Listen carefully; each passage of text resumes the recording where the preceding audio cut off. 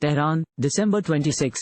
At least 2 people were killed and 5 others injured in a mine explosion in Iran's central Semnam province on Sunday. Muhammad Ali Taheri, head of the Center for Management of Medical Accidents and Emergencies under Semnam University of Medical Sciences, told ANA news agency that the accident took place in the fluorine mine in Tuye village in Damghan city. Xinhua news agency reported. An investigation is underway to find the cause of the incident, Taheri said, without providing further information. Thank you for watching. Please subscribe to channel and click on bell for more daily videos.